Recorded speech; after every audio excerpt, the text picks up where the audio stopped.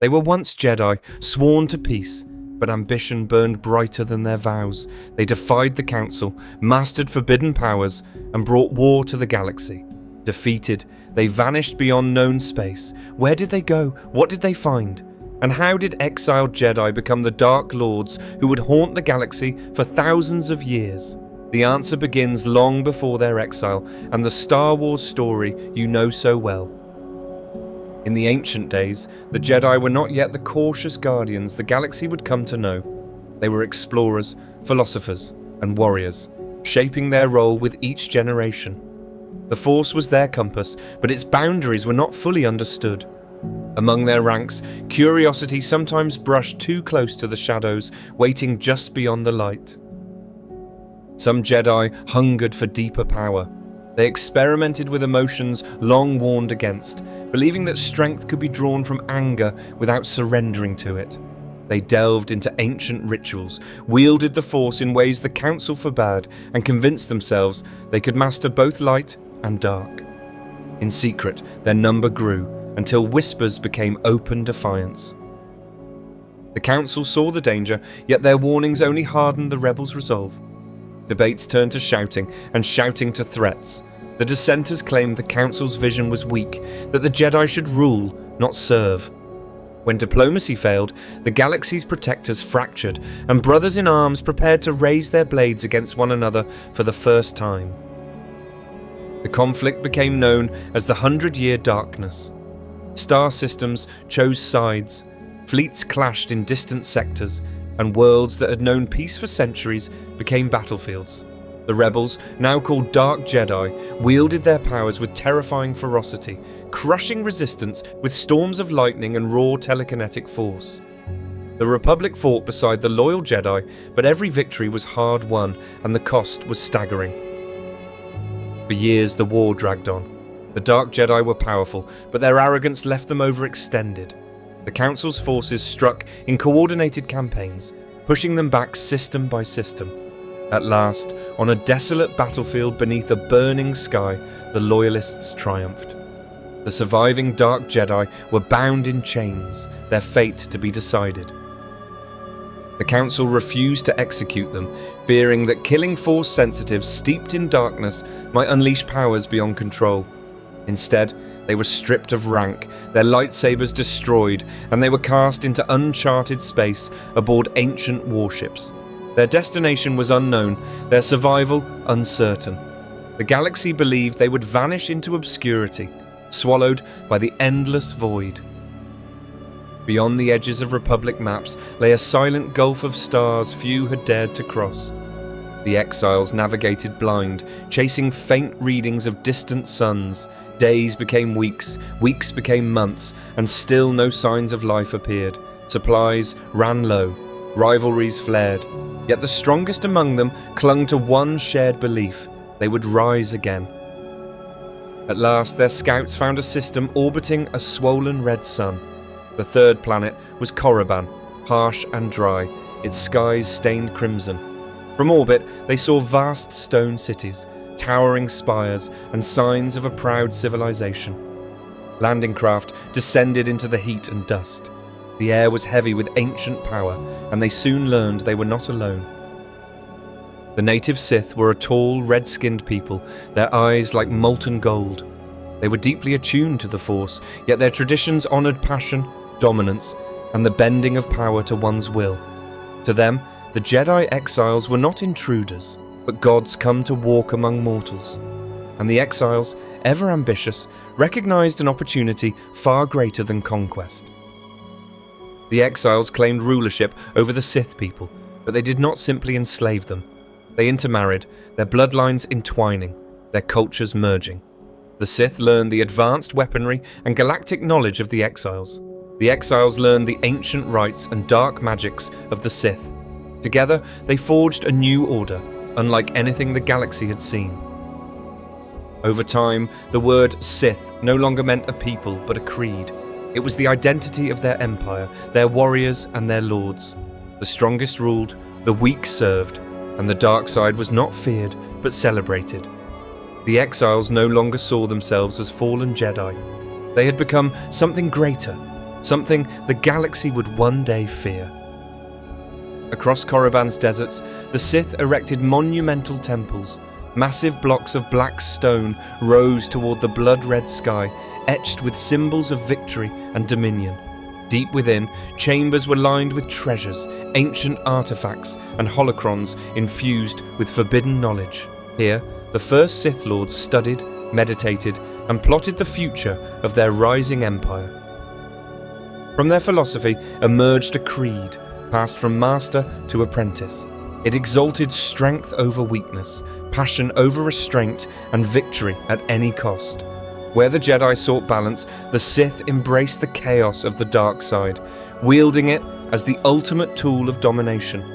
This was not merely a doctrine, it was the law of survival. In this crucible of ambition, the strongest exiles claimed the title of Dark Lord of the Sith. Each commanded armies, fleets, and worlds. Rivalries burned, but open war between them was forbidden, for unity was needed to prepare for a far greater ambition, the day they would return to the Republic they had once called home. The Sith Lords knew the Republic believed them lost. This secrecy was their greatest weapon. For generations, they expanded their influence in hidden systems, training acolytes and experimenting with dark force powers beyond the understanding of the Jedi. The galaxy slept, unaware that an ancient enemy was gathering strength in the darkness. They crafted war blades imbued with dark energy and in time perfected the lightsaber's crimson glow. The red blades became a mark of their order, a warning to all who faced them. Alchemists and engineers worked side by side, forging beasts of war and engines of destruction. Every creation was meant for one purpose, to conquer and hold power. As Sith Lords died, they were entombed in colossal burial chambers carved into Korriban's cliffs. These tombs were traps as much as memorials, designed to kill any unworthy who dared to enter. Over centuries, the Valley of the Dark Lords became a place of pilgrimage for Sith, each seeking to draw strength from the spirits of their predecessors. From the rituals of the native Sith, the Dark Lords learned to bend the Force in strange and terrible ways. They could drain life from entire cities, twist minds into obedience, or shatter stone with a whispered word. Their power was not bound by the limits the Jedi placed on themselves, it was shaped only by their will. In council chambers lit by fire, the Dark Lords spoke of destiny. The Republic was vast and complacent, its Jedi guardians unprepared for the power now rising on Korriban. Plans were drawn, alliances formed, and fleets prepared. The Sith Empire would remain patient, but its gaze had already turned back toward the worlds they had once walked. Though the Republic was unaware, the Sith were already expanding. They conquered nearby systems, enslaving or converting their populations. Resources from these worlds fueled their military build-up. The Sith Code demanded constant testing of strength, so these conquests also served as proving grounds for apprentices, each vying for the attention and eventual mantle of their Dark Lord masters. Within the Empire, power was the only currency. Apprentices plotted against their masters, waiting for weakness. Masters tested apprentices with impossible trials, ensuring only the most ruthless survived. Betrayal was not a crime, it was a tradition. In this way, the Sith ensured that their leaders were always the strongest the dark side could produce. Despite their new identity, the Sith never fully severed the memory of the Jedi. Some lords still dreamed of returning, not merely to conquer, but to prove they had been right all along. Others saw the Jedi as a threat that must be eradicated completely. In both visions, the galaxy's fate depended on a reckoning yet to come. The Sith created holocrons to preserve their teachings, each containing the voice and personality of its creator. These relics carried secrets of combat, sorcery, and manipulation. Some were hidden deep within Korriban's tombs, others sent to distant worlds as traps for the curious. Every holocron was both a treasure and a weapon, waiting for the right hands to claim it. As generations passed, stories of the first exiles became legends. They were remembered as divine founders, their deeds exaggerated into myth. The truth mattered less than the inspiration their stories provided.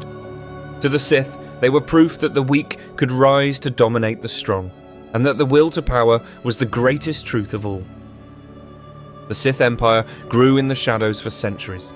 Trade routes were charted, spies planted in distant systems, and warships assembled in secret shipyards. The Republic remained blind to the danger beyond its borders. To the Sith, this ignorance was a gift. When the time came, their enemies would be unprepared for the storm about to break.